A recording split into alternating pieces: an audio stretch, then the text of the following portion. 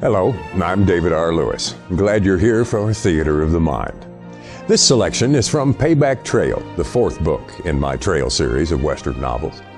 This scene involves an irate mother who wants revenge on a lady of the evening she believes led her two sons astray. I seen Marion looking off up the street. "Oh, hell," he said. I looked up the way and seen that McCreary woman toting a big purse and stomping down the boardwalk in our direction like she was kicking snakes. Marion muttered something that sounded like "goddamn woman" and squared himself away right in her path. She come up to him at speed and tried to step around him, but he wouldn't let her. "Now where you off to, Miss McCreary?" "Get out of my way, you son of a bitch," she said, darting to the right. Marion stayed with her. "What's your business, ma'am?" She faked another right but dove back to the left. Marion didn't fall for the fake and got in front of her again. Right then, I figured that if ever he was going to give up marshalling, he could find work as a cutting horse. Miss McCreary was determined. She laid a double head bob on him and squirted to the right again. Marion almost lost her that time, but got one of them long legs of his in her way and turned her back. "Damn it, lady, stand still." She actually did, trembling a little bit and kindly red in color.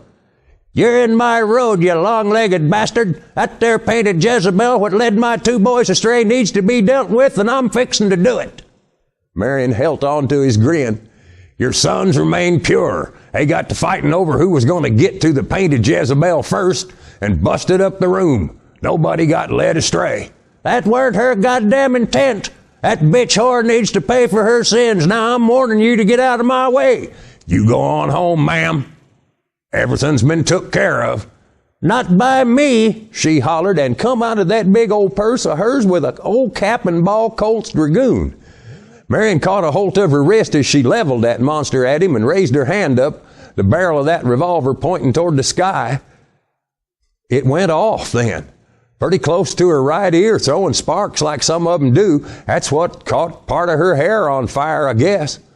Marion slapped her up alongside her head a couple of times to put her out, and she dropped the Dragoon. He tucked her under his arm and carried her, kicking and screaming, off to the office. I picked up the revolver and followed along. When we got inside, he set her down in a chair right smart. She bounced straight up and went at him trying to claw his face. Now, he stiff-armed her just below the neck and set her back down, and that little woman come out of that chair like she was on springs and went straight after him again, sounding like a screech owl. That pretty much did it for Marion.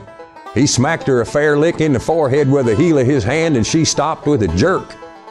She stood there, quiet for a change, sort of stiff-like, then just folded up like a sheet that had come off the line. Marion looked down at her for a minute and then turned to me. "Find her husband," he said. I struck off.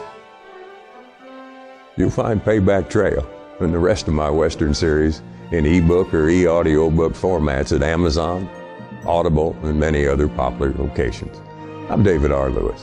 Thanks for joining me on Theater of the Mind. The ticket office is open 24/7.